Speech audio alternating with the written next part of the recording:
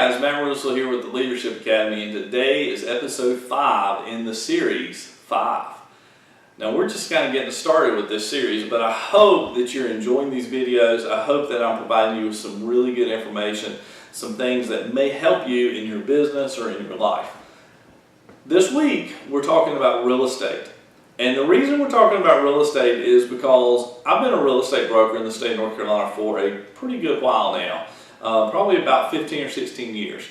And I have a little bit of knowledge in this field, and I want to give you some information that may help you if you are interested in buying or selling property.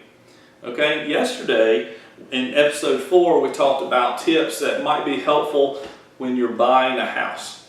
So today I want to talk to the seller. I want to talk to you about some tips that you may be able to put into place, some things you may be able to do to get your house ready to sell. So number 1, let's go ahead and jump right into this. Number 1, make a checklist of things that you need to do in order to get your home ready to sell. For example, do some walk-arounds of your home. Look at things like paint. Look at things like molding, repairs that need to be done. Go ahead and make a checklist of things that you need to get accomplished and go ahead and do them before you put your house on the market for sale. You want to make good impressions first, so make sure you do that. Which leads me also to the outside of your home. You have to do the same thing outside. A buyer needs to have a good impression when they walk up to your home. You know, what they see first is what's going to get them further into the process. It will get them into your house with a better feeling of what they're about to see. So make sure the landscaping's good, make sure the yard's mowed, make sure the outside looks really nice as well. So that's number 1. Number 2, really important, hire a realtor. Now, I know a lot of people who want to sell their own property because they say, well, I can avoid realtor fees with that. Well, I can guarantee you that realtor fees are well deserved. Now, I'm not just saying that because I'm a broker, but what I am saying that for is because there's a lot of things that realtors can do that you might not necessarily be able to do as a homeowner. For example, we can list your property on the multiple listing service. That gives a lot more exposure. Sometimes we'll advertise your property in places that you might not be able to advertise in. Okay, that can give you more exposure. Most importantly, a lot of times realtors have a database of clients that are looking to buy certain homes. When your home comes available, guess what? We want to look at that database and see, well, I talked to this guy, 3 weeks ago. He's looking for something very similar, so we're going to match you guys up. Okay? Hire a realtor. It's really important to do so, and it's probably your best option for making a quick, easy sale on your property. A realtor will be your best ally in this process. Okay, make sure that a realtor takes good photos and videos of your home. It's very important. If you've got some that you want to take, maybe you're a professional photographer, go ahead and give those to the agent.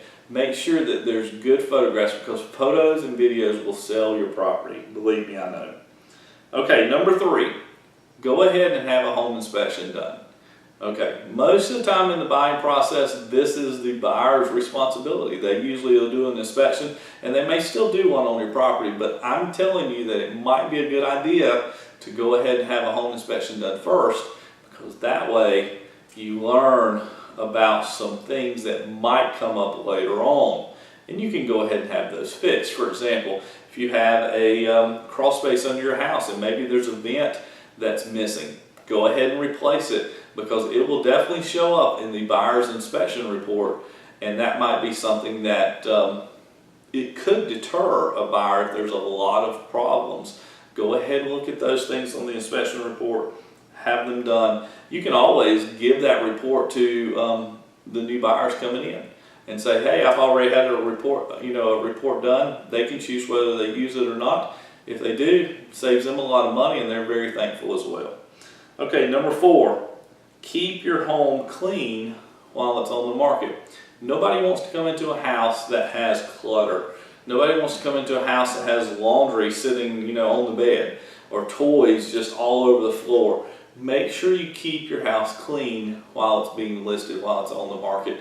Now, I've always heard, people will say, well, I live in the house. You know, I can't stop living, I've got to live. Well, you can, but you can also clean up after yourself. And that's very important with real estate because first impressions make a huge difference in the buying experience. So make sure you give a good first impression. Remember, we talked about the outside of the yard. Make sure that the customer feels welcomed when they come in. They see a nice clean house. It'll make things run a lot smoother. And number 5, be flexible, okay? I find it interesting sometimes when I will call to try to set up an appointment. And usually I do that a couple of days before, a day or two in advance. And I'm told, well, the seller's not ready. You can't have a showing here in 2 days.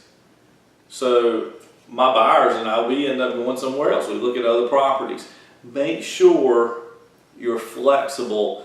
If you want to sell your house, you've got to show it, okay? Make it a win-win for everybody too. You know, sometimes you have to compromise. Your realtor will help guide you in this, and what I mean by that is sometimes it's not always best to hold out for that last penny. You know, you need to make sure it's a win-win situation for everybody and that good decisions are made in this buying and selling process. So those are 5 tips today for selling your home. Let me just run down through them really quick. Number 1, make a checklist of the things you need to do to get your home ready for sale and then start working on them one by one. Number 2, hire a realtor. A broker will be your best ally in this process. Number 3, have a home inspection done. Go ahead and do it. That way there's no unexpected issues that come up. Number 4, keep it clean while on the market. You know, make sure the clutter is cleaned up. Make sure it's picked up. Number 5, be flexible. Make sure that you are available to show your home and that you also compromise when it comes to the offers that may be coming in. You've got to make sure it's a win-win situation for everybody. I hope you guys enjoyed these tips today. I want you to stay tuned for further tips in the future. This week we'll talk a little bit more about some real estate options as well. But until next time, hope you have a great day, and I hope you're enjoying these broadcasts. If you are, make sure you share them with somebody else. Leave some comments below. Tell me some questions that you have about real estate or business or anything like that, and then I'll try to answer those online as well. So have a great day, and I'll talk to you soon. Thanks.